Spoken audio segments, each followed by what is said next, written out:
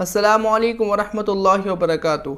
आज हम बात करने वाले हैं वैलेंटाइंस डे के बारे में। जी हाँ दोस्तों, जो कि 14 फरवरी को सेलिब्रेट किया जाता है और लोगों की एक बहुत बड़ी तादाद, अ लॉट ऑफ पीपल इस दिन को सेलिब्रेट करती हैं, इंक्लूडिंग मुस्लिम्स।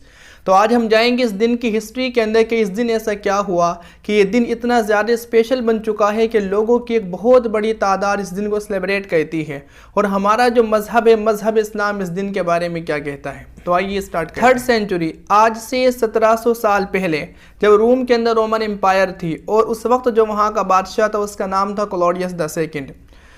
उस वक्त सरजमीन रूम पर जंगें बहुत ज़्यादा हुआ करती थी, वॉर्स बहुत ज़्यादा हुआ करती थी। तो एक मरतबा क्लॉडियस को ज़रूरत पड़ी फ़ौज की, सोल्जर्स की, जो उसके साथ मिलकर के जंग करें। तो क्लॉडियस अनाउंसमेंट करता है, लोगों से कहता है कि भाई आओ और मेरी फ़ौज के अंदर शामिल हो जाओ, मुझे आपकी ज़रूरत है, जंग करनी है। तो क्लॉडियस की इस अनाउंसमेंट पर बहुत कम रूमी आते हैं जो कि फ़ौज के अंदर दाखिल होते हैं। तो क्लॉडियस जब ये देखता है तो उसको फिक्र होती है कि अगर लोग नहीं आए, फौज के अंदर शामिल नहीं हुए, तो हम जंग कैसे करेंगे। तो इसके बाद क्लॉडियस जो है इन्वेस्टिगेशन करता है कि भाई वो कौन सी वजह है कि लोग फौज के अंदर भर्ती नहीं होना चाहते।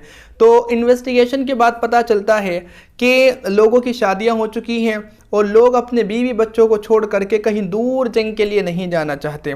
तो उसके बाद क्लॉडियस एक ऑर्डर जारी करता है कि एक पर्टिकुलर टाइम तक जो है लोग शादी नहीं करेंगे। जब ये ऑर्डर रोमियो के पास जाता है तो रोम डिसअपॉइंटेड हो जाते हैं कि भाई अब हम शादी नहीं कर सकते। तो उस वक्त वहाँ पर एक शख्स होता है जिसका नाम किताबों के अंदर मौजूद है, Valentine, saint Valentine, saint Valentine. ये सेंट क्या होता है, पहले इस हम वर्ड को समझते हैं। राहिब के माने में आता है। जिस तरीके से हमारे मज़हब इस्लाम के अंदर शेख होता है, इमाम होता है, तो जिसका लक़ब, टाइटल शेख इमाम का होता है तो हम उसे बहुत बड़ा नेकोकार मानते हैं। अब इसी तरीके से क्रिश्चियनिटी के अंदर जो सेंट होता है वो बहुत बड़ा नेकोकार होता है। तो सेंट वैलेंटाइन, ठीक है, ये था। जब उसने क्लॉडियस के ऑर्डर को सुनता है तो उसको इस ऑर्डर के अंदर कुछ इनजस्टिस फील होता है।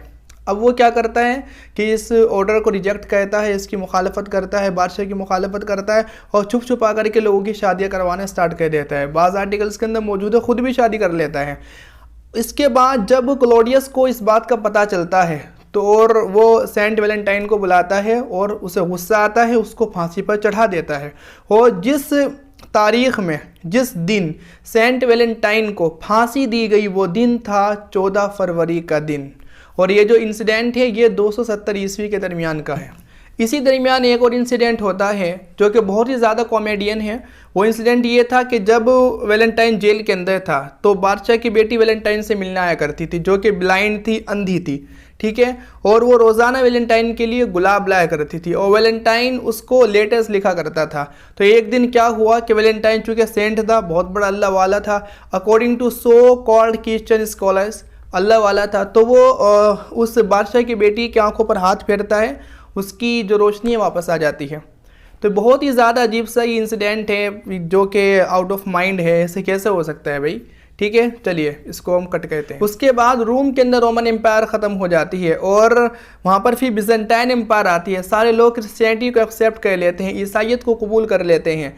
और अब चूँकि ईसाई हुकूमत आने के बाद, और एक पर्टिकुलर फ़िरका है ईसाइयों के अंदर, वो है कैथोलिक, उनकी वहाँ पर हुकूमत आती है।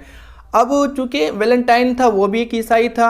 अब इन लोगों का उनके रिगार्डिंग कॉन्सेप्ट ये था सेंट वैलेंटाइन के कि बहुत बड़ा अल्लाह वाला था, बहुत बड़ा नेकोकार था, मोहब्बत फैलाता था, मोहब्बत की बातें करता था, दो मोहब्बत करने वालों को आपस में मिलाता था। अब वो उस 14 फरवरी के दिन को कंडोलेंस के तौर पर मनाने लगे, ताज़ियत के तौर पर मनाने लगे, या आप ये कह लीजिए कि वैलेंटाइन की याद में मनाने लगे उस दिन को। और एक काफ़ी अरसे तक ये दिन जो है वैलेंटाइन की याद में मनाया जाता रहा। उसके बाद 18th सेंचुरी के अंदर इंग्लैंड में इस दिन को इस तरीके से सेलिब्रेट किया जाने लगा कि दो मोहब्बत करने वाले आपस में मोहब्बत का इजहार करते थे, एक दूसरे को रोज़ दे करके, चॉकलेट दे करके और एक दूसरे को गिफ्ट दे करके। और धीरे धीरे आज नौबत यहाँ तक आ पहुँची है कि लव डे से लस्ट डे बन चुका है, यानी ख्वाहिशात को पूरा करने का दिन। इस दिन के अंदर मुसलमान वो काम अंजाम देता है जिसके बारे में अल्लाह कुरान करीम में कहता है कि वला तक़रबुज़्ज़िना इन्नहु काना फ़ाहिशा, कि ज़िना के करीब भी मत जाना। और इस दिन के अंदर हमारा मुसलमान उस काम को अंजाम देता है। और ये दिन क्यों मनाते हैं, इसका जो बैकग्राउंड क्या था कि हम वैलेंटाइन डे जो कि ईसाई है उसकी याद में इस दिन को मनाया जाता है कि जिसे एक बादशाह की बेटी से मोहब्बत हो गई थी, वो उसके लिए रोज़ लाती थी और वो वैलेंटाइंस को लेटर लिखा करता था। तो अनहिस्टोरिकल बात है, लेकिन फिर भी उसकी याद में इस दिन को मनाया जाता है। अल्लाहु अकबर, कितना यानी कितना आउट ऑफ माइंड काम है कि इस्लाम यानी मुसलमान हमारा कहाँ तक पहुँच चुका है आज। अब बस लास्ट में मैं आपसे ये बात कहना चाहता हूँ कि इस्लाम इसकी इजाज़त नहीं देता, और ख़ुद जो है यहूदी इस दिन की मुखालफत करते हैं। वो कहते हैं कि ये तो ईसाइयों का त्यौहार है, ठीक है, ये तो क्रिश्चियनिटी का फेस्टिवल है, हमारा नहीं, हम इसको नहीं सेलिब्रेट कर सकते, ठीक है ना। और कुछ लोग इस दिन के अंदर बिजनेस करते हैं, वो इसलिए इसको प्रमोट करते हैं कि एक रिपोर्ट के मुताबिक 15 करोड़ कार्ड इस एक दिन के अंदर सेल आउट हो जाते हैं। कितना बड़ा फ़ायदा है बिजनेसमैन का, ठीक है। और कुछ लोग इसे इसलिए प्रमोट करते हैं कि ताकि इस्लाम को ख़त्म किया जा सके, एक गंदी चीज़ से मुसलमानों को लेकर के आएँ और इनके ईमान को ख़त्म कर दें। अल्लाह ताला समझने की तौफीक अता फ़रमाएं। वस्सलामु अलैकुम वरहमतुल्लाहि वबरकातुहू।